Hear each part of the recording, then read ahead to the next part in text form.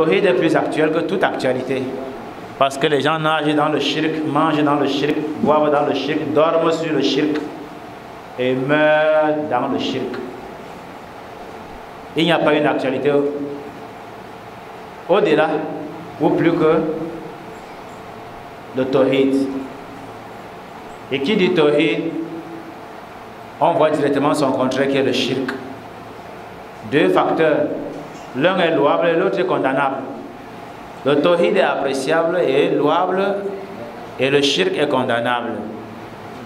Mais apparemment l'un est plus fort que l'autre. Le shirk est plus fort.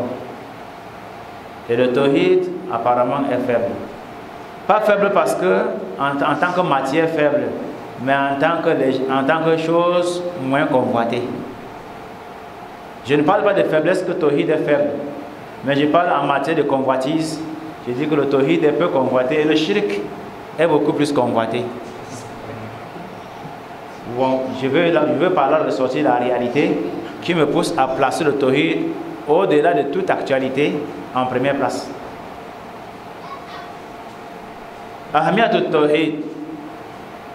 Wallahi, si on cause de la tawhid, on n'a plus faim. On n'a plus soif. On oublie même parfois qu'on est assis. C'est comme si on planait. Parce que le tawhid, ma ma'ana tawhid. Si tu comprends le sens de tawhid, tu comprends qu'on ne peut même plus, on peut oublier de manger parce qu'on parle de tawhid. Wa ifradullahi ta'ala bil ibada. Wa ifradullahi ta'ala. C'est rendre Allah unique. Y a-t-il meilleur que de parler d'Allah dans son unicité? Y a-t-il meilleur que de parler d'Allah?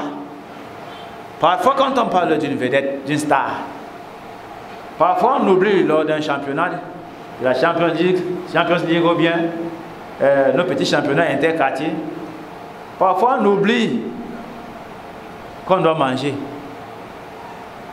On se sacrifie alors que c'est quelque chose, vous finissez de voir, vous quittez devant l'écran, vous n'avez rien profité sauf que la voix est partie à cause des cris.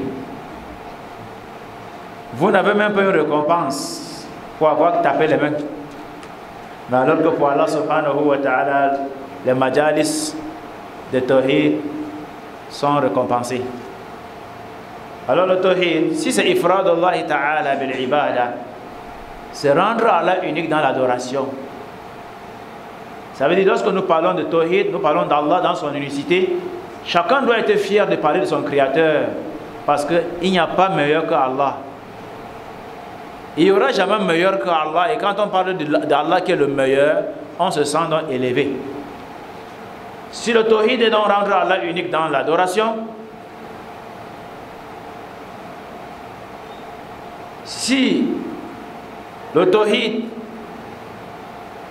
est de la recherche d'Allah subhanahu wa ta'ala, comment on va l'adorer, alors on comprend que le thème-ci, c'est nous demander de parler du début jusqu'à la fin de la vie de l'homme. C'est-à-dire, je parlerai de tawhid depuis mon début jusqu'à la fin, je ne finirai pas. Mais sauf que par bismillah, je vais essayer de contracter en faisant l'effort de ne rien laisser d'essentiel. Et si je contracte, c'est parce que je vais donner des grands titres et je vais commenter. Mais j'éviterai de vouloir rassembler tout ce qui est concernant le tawhid dans le Coran et la Sunna. C'est demander à l'homme de puiser le fleuve, de vider un fleuve. Ce serait demander à l'homme d'aller vider le vouri. Il va vider avec quel outil? Si c'est pour boire, il ne boira qu'une gorgée. Si c'est avec un engin, on n'a pas encore conçu un engin qui va vider un fleuve. En réalité, on entre dans le tawhid et on va ressortir ce qui peut aider la communauté musulmane actuellement.